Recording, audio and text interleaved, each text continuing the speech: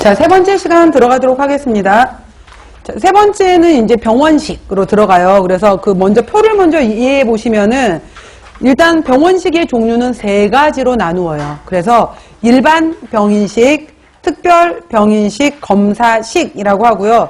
특별 병인식 같은 경우에 밑줄 하시고 특별 병인식의 경우에 이거를 바로 이제 우리가 보통 치료식이다 혹은 환자식이다 라고 말하는 거예요. 그래서 치료식 환자식은 예를 들어서 같은 병실에 6인실이야. 6인실인 경우에 뭐 대부분 비슷하게 들어와 있지만은 한 사람은 만약에 당뇨로 들어와 있고 한 사람은 뭐 골절로 들어와 있고 소화기계 질환으로 들어와 있다면은 6사람의 식단이 다 다를 수 있잖아요. 그러니까 각각 환자에 따라서 질환에 따라서 달라지는 그 식사를 우리가 바로 특별병인식, 치료식, 환자식 이렇게 표현을 해요. 같은 말.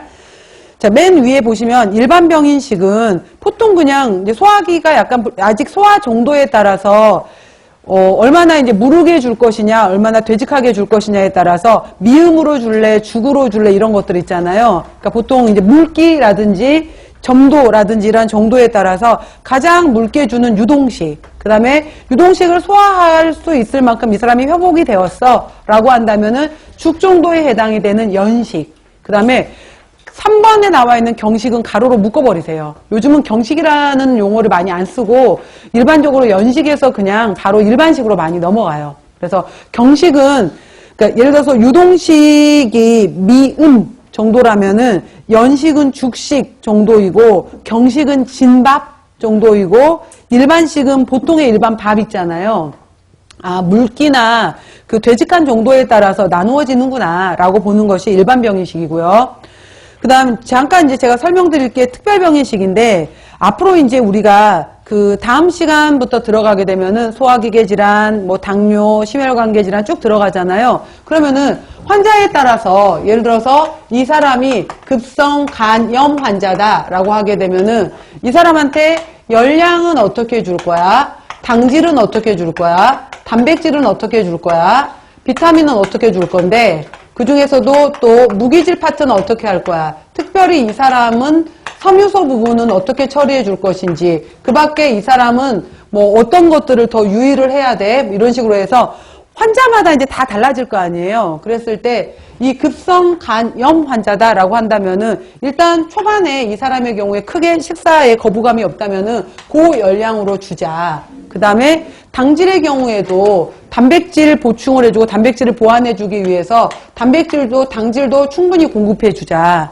조직을 재생시켜야 되고 간세포를 정상화시켜줘야 되기 때문에 단백질도 충분히 주자. 그 다음 모든 비타민 대사에 관련된 곳이 간이고 여러 가지 에너지 대사를 일으키려면 비타민들이 있어야 되잖아요. 비타민들도 충분하게 줄 수 있을 만큼 주자. 자, 무기질 같은 경우에도 다 잘 주는 건 마찬가지인데 이 사람 같은 경우에 여러 가지 중에서 나트륨이 많아지면서 지금 문제가 되고 있기 때문에 다른 무기질은 주지만은 나트륨 부분은 다소 좀 우리가 조절하도록 하자. 그 다음 섬유소 같은 경우에 크게 문제는 없지만은 아직은 소화가 잘 돼야 되기 때문에 불용성에 해당이 되는 이 거친 섬유소 부분에 해당이 되는 것은 다소 소화흡수에 문제가 될 수 있기 때문에 좀 빼주자.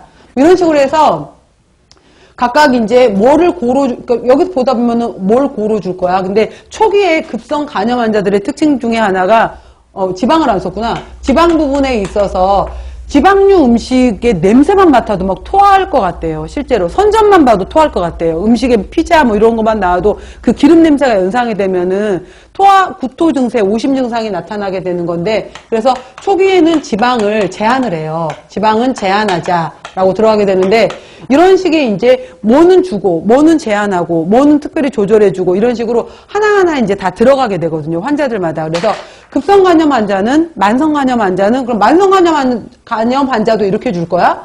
만성간염 환자 같은 경우에는 나 간염 환자야. 잘 먹어야 돼. 너무 장기화돼 버리면 오히려 지방간으로 가버리게 돼요. 그렇기 때문에 그 환자 정도에 따라서 이제 이러한 수치들이 달라질 수가 있거든요. 그래서 그 기준에 해당이 되는 기본적인 것들이 이 내용들이에요. 지금부터 설명하는 것들. 그래서 지금 설명하는 것들은 아, 이런 내용들이 앞으로 나오겠구나. 오늘은 첫 번째 시간이기 때문에 이해하시면 돼요.